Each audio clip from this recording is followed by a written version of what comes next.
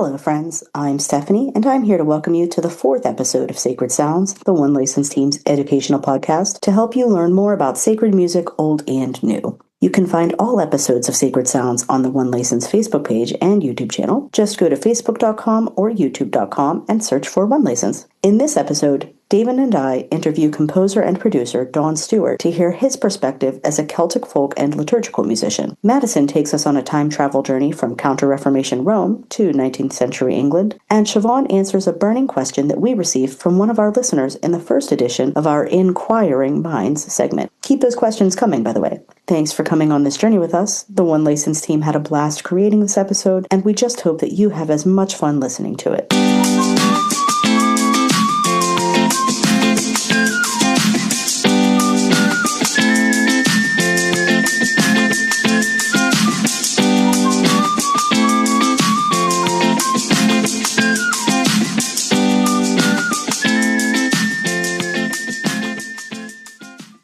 It's time for Creators Commentary, where we interview composers, authors, and arrangers of sacred music. Welcome again, friends, to Sacred Sounds and our portion, Creators Commentary. Today we have with us Don Stewart. Hey, Don, how are you doing today? Yeah, great. Thanks, Devin. Really good. And we also have Stephanie. Stephanie, how are you? Hi, friends. How y'all doing? Don, if you had to introduce yourself in a quick 1 to 2 minute summary, and people say, who is Don Stewart? How would you respond? I'm an Australian musician, music minister, songwriter, composer, family person, Catholic Christian, father, grandfather, recording studio owner, and I like bushwalking and That's awesome. Lots of physical activities if I can get time for them. Perfect. Let's dig into that music background. Can you speak a little to us about your background as a musician? Yeah, sure. So I'm not a classically or formally trained musician. I'm very much in the sort of folk, pop type of genre. I am from a musical family sort of background. So everyone in my family played, sang, and music was really encouraged in our family. So I was made, there was no choice about having piano lessons at an early age. Unfortunately, the piano and me didn't mix very well. Gotcha. So at an early age, I had an opportunity to learn guitar from a nun who only knew 3 chords. But it really grabbed me, and I just went, actually, this is what music's about for me. And unfortunately, the piano suffered more then, and so my piano playing is very rudimentary. And I'm not expert on. I'm a competent and confident guitarist nowadays, and I love the instrument. So that's my main instrument. And then from there, it was just from learning to play and the excitement of all that to eventually.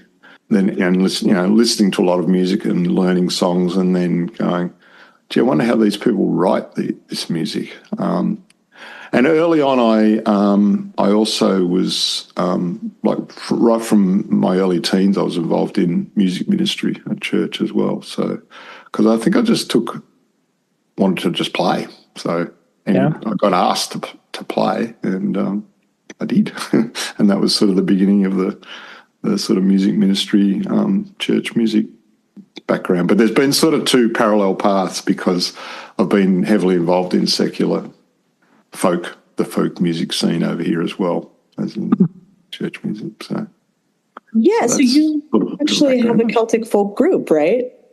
Yeah, for lots of years. So I'm still in 2 Celtic folk bands at the moment, and have been for many years, 30 or more years.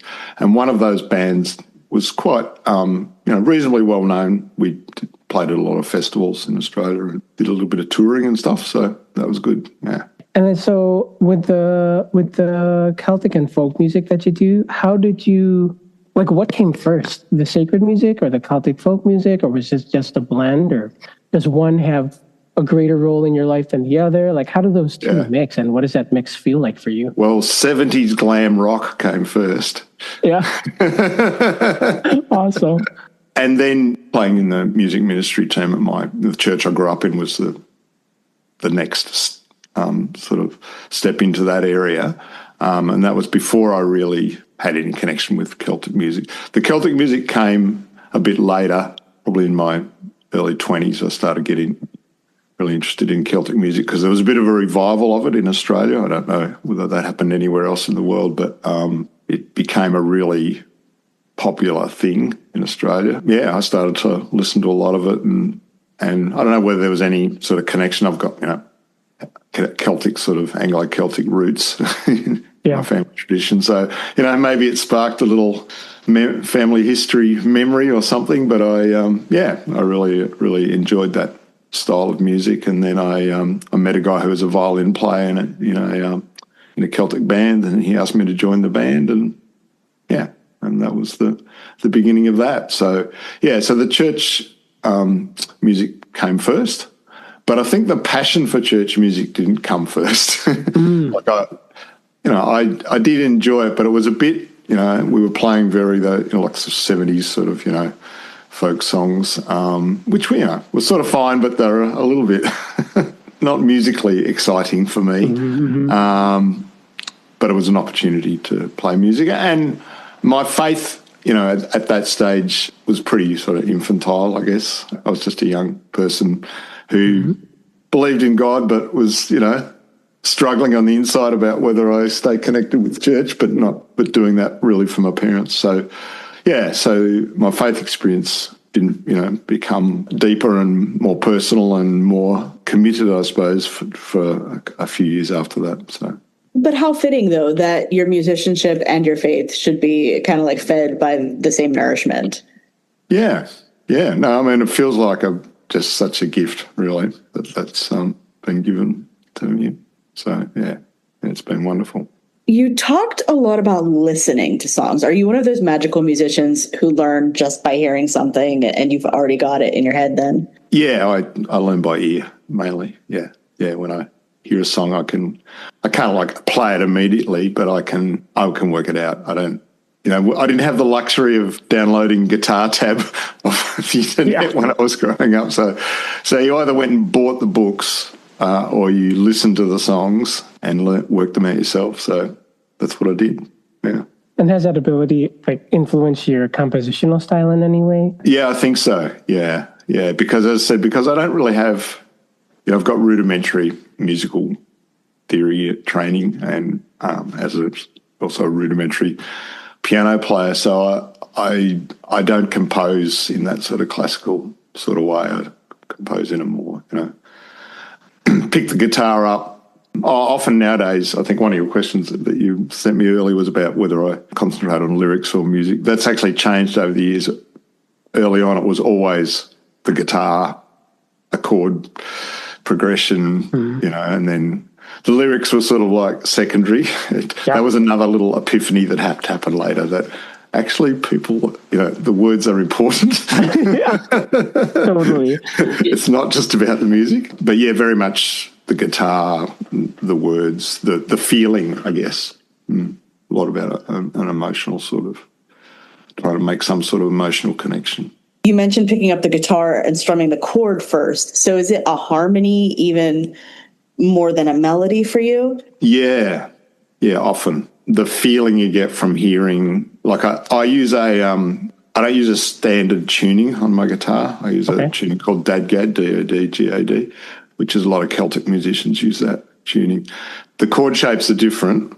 It's not difficult, but also the harmonic sounds you get. There's a lot of fourths, often no third note, so it's a different sort of sound. So often that'll be a starting point. Because your chord shapes are different, does that then, when you go to put a melody over it, does that kind of change the type of melody you'll write or influence the melody you'll write? I haven't really analysed that, Stephanie, but I suspect, I hope that's true. That sounds great. I think that's possible. Yeah. I mean, I have written, so I do play in standard tuning sometimes, and yeah, I'd say it probably does change the melodic thing that happens. Yeah, That's so cool. Yeah, totally. And I'm sure your ears are tuned. Like if you're playing more in that not standard tuning, I'm sure your ears are more tuned towards those harmonics that you were talking about. And I'm sure that's influencing the melodies that you're writing, which is so cool. And then you talked a lot about the feel that you want to get from the songs, which is so interesting because we just started like doing these podcast interviews with other artists and publishers, and I think both of them have talked about how the feel of their music is really important. So if you were to, well, not pinpoint, but if you were to talk about what you want worshipers or what you want people who are going to use your music, what you want them to feel, what would that be? Well, it's different for every song. So the feelings, the main thing is to feel something. Yeah, 100%. Not to feel like it's a clinical thing, I guess. Yeah, it depends a little bit on I guess, a development for me in the not so recent, but more recent than when I was young, was that you've got to support the lyric. Okay, and this goes for, I think, doubly for church music. So if you have liturgical music, it's like with the Mass, I've already got the words. I don't get to play with those. You've got to put yourself in the feeling of the words. And the Catholic Mass is quite poetic. The scriptures are very poetic. So there's a lot of, for me, there's lots of feelings that are just come by reading the words. And then I guess I try to have the music support and intensify, I guess, those feelings. So I want the people who play the music and participate in music, the congregation that sings the music, or people who are maybe listening if there's a CD or something, to experience the same feeling, I guess, same support for the lyrics, yeah. Well, and it's interesting you brought up the open fourths and fifths in your tuning system while we're talking about support for the lyrics too, because I mean, those are like fourths and fifths are wide intervals. Most musicians play in triads of, a third, notes that are a third. Yeah. So to have those wide intervals, does that kind of give you a freedom when you're setting the text? It feels free to play in that tuning, just full stop. Sometimes now I think I probably should try different tuning because I've been playing it for so long. So I did a few others I do try. But nowadays I often start with the text, actually. That's changed. And I find, because I feel like the music should serve the text, not the other way around. So my starting point now is more often to start with the text. So even when I'm writing, that obviously happens when you're setting liturgical text. But even if I'm writing my own lyrics, I may not have the full, poem, I guess, or the lyric, but at least, start with some textual ideas, concepts, and some lines, now. So that tends to be the way I operate now. So, yeah, so I guess not so much in that sense, Stephanie, in that it's it may invoke an there'd still be, there's no hard rules, I guess, as you've probably realised. So, yeah, it might be just strum a chord and a word, or a picture comes to mind, and that could be the starting point. But yeah, like I do journaling and write notes and things. So often it'll be the text that starts the song. Yeah. Do you have any like challenges when it comes to writing liturgical music? Because my director at the church, I'm a cantor for a Catholic church here in the Chicagoland area, and my director just recently wrote his own setting for like the Mass. Yeah. And so he was talking about how the Gloria was particularly challenging just because the way that the text is written, he had to do a lot of like time signature changes and just to get the words in so that it would feel right with like the syllables and stuff. It's an interesting observation if you... Yeah, no. I think that can be challenging, absolutely. Yeah. I've done a lot of psalms, said a lot of psalms, and And yeah, that can be, and there's different line lengths in some of the verses, and nowadays, the sort of official thing is that you're really meant to stick with the text and the structure when you do the psalm. So that can be challenging, but I've actually really I've found that quite sort of freeing. Yeah. Because the other thing, when I wrote songs early on, it was 4-line stanzas that rhymed every second line. So it's been quite freeing in a way to have this sort of almost prose sort of text presented. And I've got a friend who's a poet, and we did a project together where I did music for his spoken word pieces. And I actually like that sort of lack of structure in some ways, or the unpredictable nature of the word. So it is challenging, but I find like that sometimes you just have a musical idea comes from that wouldn't have happened if it was, a structured text. And you do a lot with production too in the recording studio. So I do, does that change how you're, thinking of singers, what they have to get across the microphone? It probably doesn't affect I usually have, before I hit the studio, for my music anyway, it's written enough to, the lyric, the melody, the harmonics that are all sort of there. So the studio sort of, for my music, is more about arrangement and how I'm going to present this song and what other instrumentation might support it well, all those sort of questions. So, I'm probably, as far as composition goes, I just use, I do a quick recording on my phone or something, and then if I'm disciplined, I try and write the melody out. This is the challenge for someone who's not musically trained, is like, I don't like this part of the process, but 100%, I'm there with you. Yeah. So that's a left brain, right brain thing, I think. Yeah, so not so much thinking about that in the compositional process. Yeah, certainly in the studio, I'm, when I've got people coming in and I'm recording them, I'm thinking about their mic technique and all that sort of thing. When you're making those decisions then in the studio about arranging and you're deciding what instruments to use and which parts and things like that, what factors into those decisions for you? The same thing as before. What's the feeling? What do I want to evoke with this music? Less is more. Often is a rule I'm working on, because the problem with technology is you have infinite possibilities, as you know, and it can be really sort of self-serving in a way. So it's a trap. So it's always like, maybe there's too much, take something out. I mean, I try lots of things, because the plus side is there, you have this sort of like orchestras and everything at your fingertips now. So it's nice to be able to, try different things that you can't even play yourself.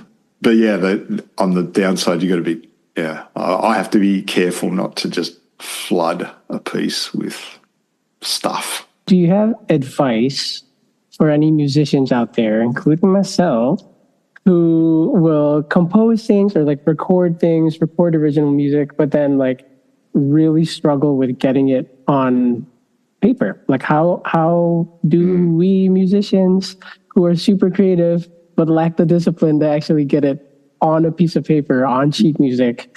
Do you have any suggestions? Tips? A rich benefactor, and you can pay someone else to do it. 100%. Yes. Listen to this. Please. Sorry. Pour this out. It's a discipline thing, isn't it? Yeah. It's just, you've got to do it. And I'm a late sort of entry in the church music sort of, publishing, writing world, in the sense that now I feel like, if I'm going to do that, I actually have to have some scores for people. And it's real. Yeah, look, it's difficult for independent independent people to do that. So to me, it's, you find a tool, like I just use, I think it's called, I won't give an ad, is it Music Notator or Music Score, or, there's a sort of a free scoring program that's pretty good. And I use my, DAW to sort of generate the initial stuff and then just edit it up. But it's so time consuming, and there's all these other things you want to be doing, and not that. Right. 100%. So it's just a hard discipline. Yeah. Yeah. I mean, I think, collaborate, if you can find collaborators, like the joy of music for me is about playing music with other people. Like, I really don't like, solo. No, there's nothing wrong with, like, I love seeing people who are good at solo performance, but doesn't grab me so much. I really want to be working with people. And with the studio, I like the recording process when there's other musicians there. And sometimes I like, the post-production stuff, but it gets a little isolating and lonely. So I guess if you can find someone who is an accomplished pianist, just sort of who can play some stuff for you and come up with some nicer arrangements, that would be great. Yeah. If you find anyone, let me know. Yeah. I hear you. I know. If it were up to me, it would just be a melody line, just scored out, chords on top, and let's just make it feel like this. Like, all right, let's do that. Yeah. Well, you're in my camp there, Darren. Yeah, totally. While we're kind of going in the make it feel like this direction, kind of going back to what you mentioned, Dawn, about less is more, how do you know when you've hit that right feel? This is going to sound a little bit cliche, but it's that, the hairs on the back of your hand thing. It just feels right. Yeah, 100%. That's it. But then you've got to be careful with that, because every last song you've written is the best song you've ever written. One of the things I try to do now is I try and stop at that moment, when I've got that moment, go away maybe for a few days, and then maybe play it to a few people who are going to be a little bit honest. Like my poet friend, I'll usually get him to check in, have a look at my lyrics and listen to the song for me and give me some honest feedback. So, you got to step away and then be a little bit objective then. But I think you just, there's a feeling. I'm telling a lot about my personality. I don't know if you remember the old Myers-Briggs personality test, but I was ENFP, so it was all about feelings and intuition. I am an INFP. So okay, right, very close. Yeah. So I don't have a sort of a guideline for that, but. No, I mean, what's really cool about that is your music is itself a guideline. When musicians or anybody really hears your music, okay, that is Dawn, because that's what felt right. This is him coming through. Yeah, I hope so. Yeah. All right, Don, are there any projects that you're most proud of? Any upcoming projects that you want to share with our listeners? There's a couple of things. I have two songs that have become a bit more broadly known, mainly not in my own tradition, interestingly, but in the Uniting Church, which is sort of from a Methodist sort of tradition down here. It was a common uniting. The Methodist Presbyterian Congregational Churches combined down here back in the 70s to become the Uniting Church. And they took a couple of my songs to a big youth conference they had in the 90s. Cool. And so people in the Uniting Church know those songs quite well, and they've been, used a lot. So that was really nice. Yeah. I'd love that to happen in the Catholic tradition, but it hasn't happened yet. Yeah, look, recently I did a song with my daughter. She's actually a novice in a community of sisters here. And we did a song together about the Sacred Heart, which, I think is quite beautiful. She sings it, and we sort of worked on the music and lyrics together. And what was it like collaborating on something so personal? Oh, it's great. With your kids. Yeah, it's very satisfying. Really nice to feel like you have this sort of connection, there's your blood, genetics connection, and you've got this sort of thing that you both share and love doing. It's great. Yeah. My son's a musician as well, so it's really very nice to have that in common and to be able to do some stuff together. Yeah.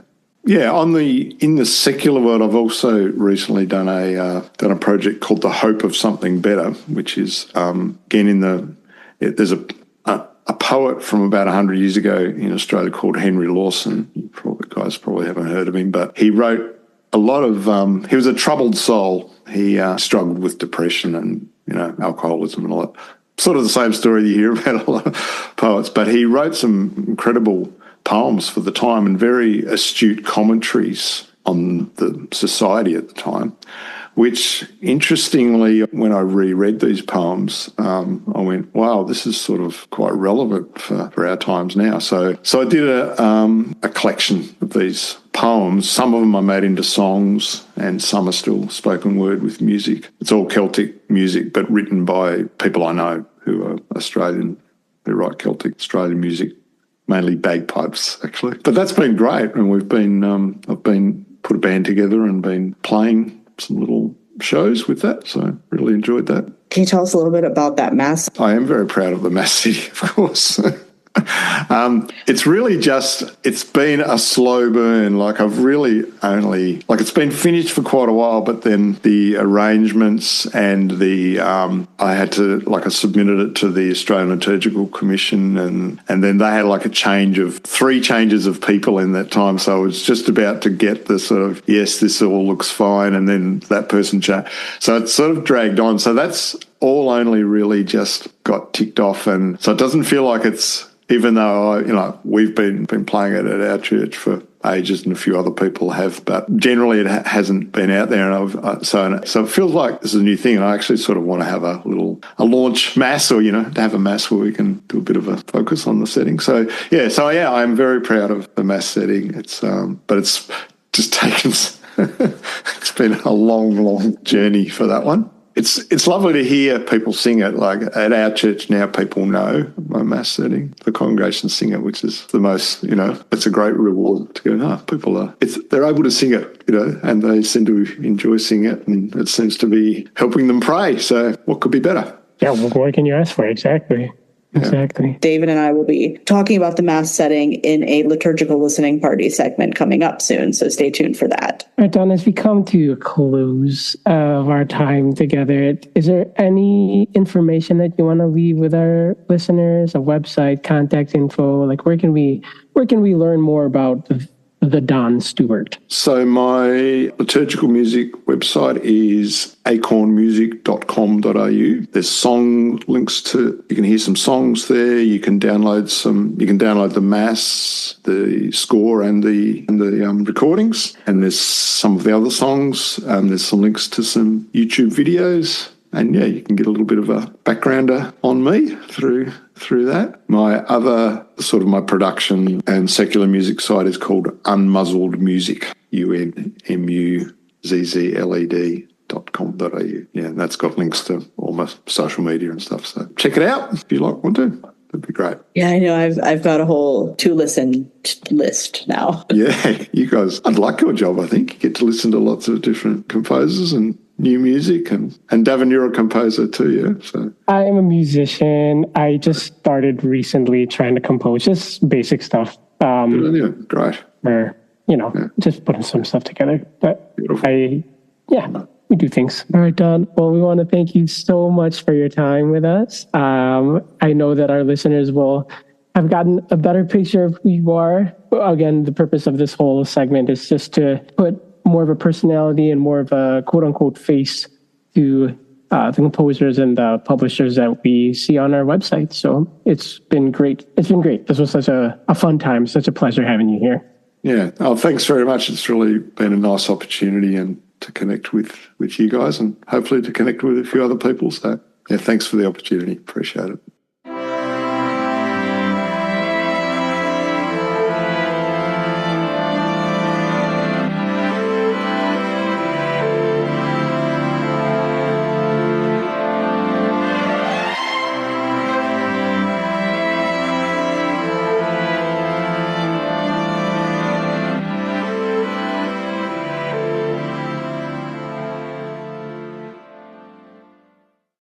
Join us for The Chance of a Lifetime, our exploration of traditional hymn tunes and the people who made them. Hello, hello. Welcome back, everyone. Hey, Madison, thanks for joining us. As you fine listeners probably already know, Madison's going to be joining us each week to tell the story of a different tune in the public domain. That's right. So I'm excited to hear about what Madison has brought us today. I have an interesting tune today. It's kind of a collaboration between two composers who were separated by 2,000 miles and 300 years. Their long-distance bills must have been enormous. Needless to say, they didn't actually talk to each other. But our first composer created a melody in the 1500s, and our second composer altered and adjusted that melody in the 1800s to turn it into the tune Victory. Today, whenever we hear Victory, we really hear the musical expertise of two completely different people working in different times under disparate circumstances. Who are these two collaborators? The first is Giovanni Pierluigi da Palestrina, and the second is William Henry Monk. Yeah, they sound like pretty different people. Very much so. Palestrina worked in Rome during the Catholic Counter-Reformation. In fact, he was one of only a few composers in the Roman school who was not a Catholic clergyman. Did he get good grades? That's not exactly what we mean when we say Roman school.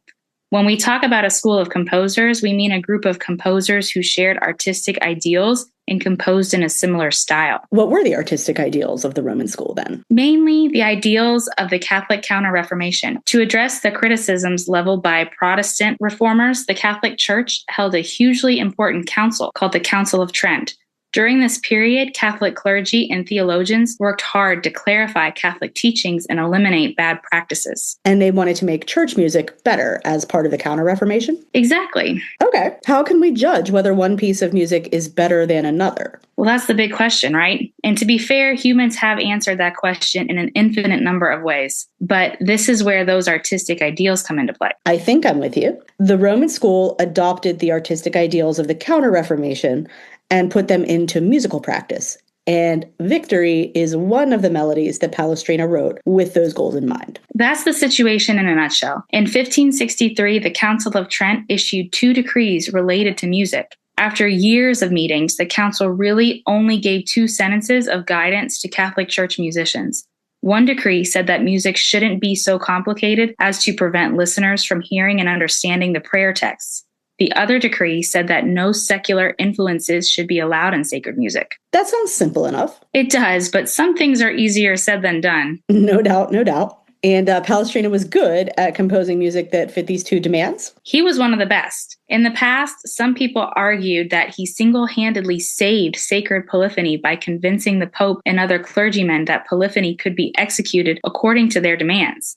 But that's really oversimplifying the situation. So what were Palestrina's compositions like? Their most obvious feature is near constant consonants.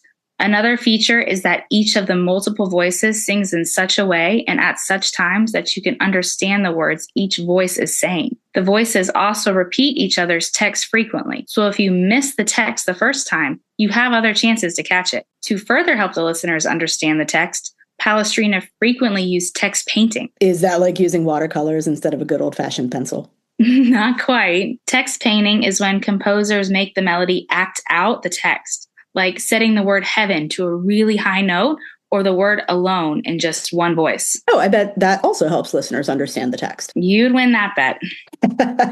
So far, so good. I like winning. What about our other collaborator? That would be William Henry Monk, a prominent Anglican church organist working in England during the 19th century. Monk's greatest impact comes from his editorial work on hymns ancient and modern. As a church musician, he advocated for the use of historical texts and melodies. So if a 19th century composer was trying to use historical music, I think I'm starting to see how he linked up with Palestrina. You're getting the picture. Monk took one of Palestrina's melodies, which was, of course, already in the public domain by the 19th century, and altered it to turn it into Victory, a Protestant hymn tune. Let's talk a little bit about how Monk altered Palestrina's melody then. How would you describe Palestrina's original tune? The melody looks very different in the context of Palestrina's music. Victory actually comes from a 4-voice setting of the Magnificat, or Canticle of Mary. This is the section of Luke's gospel describing the visitation of St. Mary and St. Elizabeth. Oh, yeah, I'm with you. This is the "My soul proclaims the greatness of the Lord" prayer, right? That's it. The text probably sounds familiar because a lot of composers have set that canticle to music over the centuries. This particular setting by Palestrina was published in 1591. But that text is kind of long, and Victory seems too short for it. Good catch. The melody that we know as Victory is actually just a small section of the Magnificat setting. It's the last verse of the song. In a liturgical context, worshipers usually end each canticle by singing the Glory Be prayer, and that's exactly how Palestrina's Magnificat ended.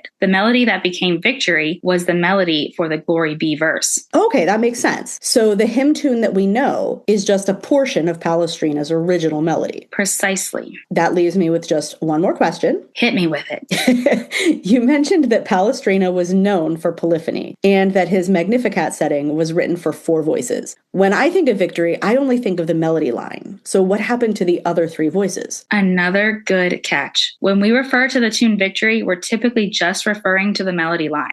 Though Monk did write his own harmonies, also in 4 parts, to support the melody, the congregations usually all sing the same melody together. That does make it easier for congregations. And remember, Monk was adopting the melody in a time and place where the whole congregation was expected to participate in the singing. Palestrina was composing for a choir of specialist singers who trained their whole lives to sing complicated polyphony. Monk extracts the main melody from Palestrina's counterpoint and surrounds that melody with other chords that support it without interfering. In the years since Monk's intervention, we now usually sing just the melody. What other changes did Monk have to make so that Victory would be, doable for congregations? Basically, he changed the harmonies to chords that would have sounded more proper to listeners in the 19th century.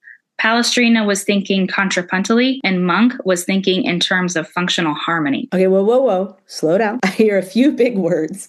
What does contrapuntally mean, and how is it different from functional harmony? Contrapuntal music is when we have independent melodies against each other, hence the counter in counterpoint. Functional harmony means that we think chords should go in a certain order and end with a chord based on the first note of a scale, or do. So Palestrina was composing each of his 4 voices independently, while Monk was using the other 3 voices to make chords around the melody note. That's exactly it. Is Monk's melody easy to sing? In some ways, yes, but in others, no. Rhythmically, both versions are about the same. Palestrina's cadences, or phrase endings, are more elaborate, so they require more thought, precision, and independence from singers. However, Palestrina's melody occupies a smaller range than Monk's. 6 of one, half dozen of the other, then. Practically speaking, yes. I think that just means I'm going to sing both versions and enjoy Victory twice as much.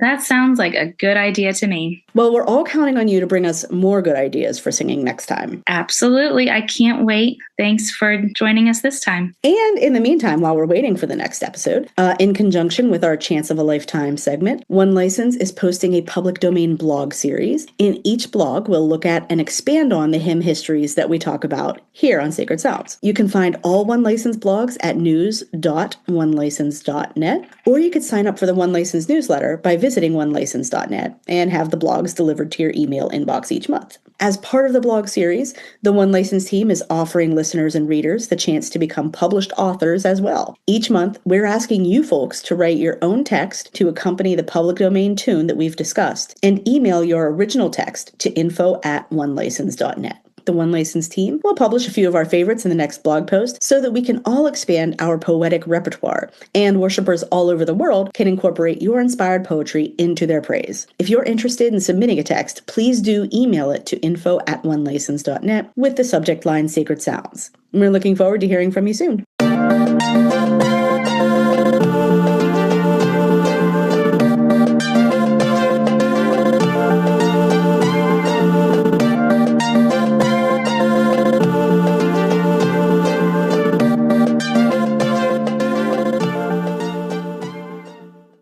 Let's hear from your inquiring minds. In each episode, we'll answer a question that we received from a listener like you. If you have a question about One License, copyright usage, or sacred music in general, please email that question to info@onelicense.net with the subject line Sacred Sounds, and your answer could be next. Hello, everyone. Hey, Siobhan, thanks for coming back. Today we do have a little bit of a different segment. So Siobhan's been teaching us some data basics, but today we actually have a question from one of you fine listeners, and Siobhan's going to answer that question for us in our Inquiring Minds segment. Yeah, that's great. I appreciate anybody sending in questions. We're really happy to hear from anyone who's got a topic or an issue that they want to hear more about. We're always happy to talk about stuff like that. That's right, everyone. If you have any questions about sacred music or copyright, just email info@onelicense.net with the subject line Sacred Sounds. So what's our question for today? Well, this one comes to us from Beth, and Beth's a music director at her parish. She shared with us that they're looking at purchasing new hymnals, and she asked if we could talk a little bit about how to tell whether a hymnal is covered by One License or not. Whether a hymnal is covered? Right. Well, that's a good question. We actually get that one a lot. So the thing you want to understand when discussing this question is that copyright claims are attached to the individual songs and not to the hymnal as a whole. So each hymnal is basically a collection of songs all owned by different entities. Yeah, that's a good way to talk about it. And the hymnal's publisher likely is the copyright holder of certain songs in the hymnal, but not all of them. So when we talk about copyright licensing, we have to talk about licensing individual songs rather than hymnals. So when I go to the database, I should be searching for individual songs, not for entire hymnals. Yeah. But I see a whole drop-down list of hymnals next to the search bar. Doesn't that mean all the songs in that hymnal are covered by One License? No, I wouldn't say that. The hymnal quick search feature is an option that some member publishers use to make finding their songs easier. So some copyright holders have indexed their titles as part of those hymnals in that drop-down list, and the songs that have been indexed can be found with that hymnal hymn number search. Is every song in the One License database indexed to the hymnals that it's in? No, the member publishers choose how to represent themselves on the One License website. And so then each member publisher can decide how each song should be indexed. Some member publishers don't index songs to any hymnal. Some member publishers index songs to certain hymnals, but not others. The hymnal hymn number usually works best when you're searching for a song that's copyrighted by the same entity that publishes the hymnal. So really, having a hymnal in the drop-down menu means that One License covers some of the songs in that hymnal, and that the copyright holders of those songs have indexed them as part of a hymnal in the database. Right. And if a song doesn't pop up with a hymnal hymn number search, does that mean that One License doesn't cover it? No, not necessarily. You might still find that song in the database with the title contributor search, like we've been discussing in the earlier data basics segments. That's why the One License team always recommends a title contributor search. Because copyright claims are attached to the individual song, it sounds like I just need to search the One License database song by song to see what's covered. Yes, that's true. And when you say that, that sounds like a big job, but really it's not that labor intensive. Each search should just take a few moments, and repertoires tend to be pretty stable, so you're going to get the hang of pretty quickly, probably 90% of your repertoire already, right? Just like doing Google searches, right? Yeah, exactly, right. So as long as you're typing in the title and the contributor's last name into that title field, you should have an answer within just a few seconds. And thanks to your coaching, we're all super good at searching for songs now. Oh, that's good. Yeah. And then if it's Beth, right? If Beth hasn't purchased a license yet, I would also mention that anyone can search the database to see what songs are covered even before purchasing the license. You don't need a license or even an account to search the database in that way. So if you go to onelicense.net and scroll down to that search bar, and then you can search by title and contributor with or without a license. Excellent. So I know what I'm getting before I buy it. That's right. Yeah.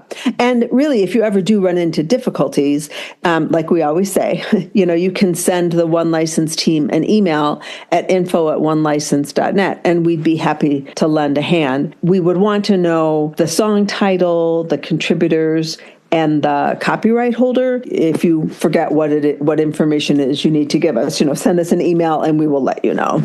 And the contributors can be any artist, like composer, author, arranger, translator, whatever. That's right. Yeah, we just need to know the contributors and the copyright holders listed on your music to make sure that we're looking for the exact version of the song that you want to use. That makes sense to me. Oh, good. So far, so good today? I think so.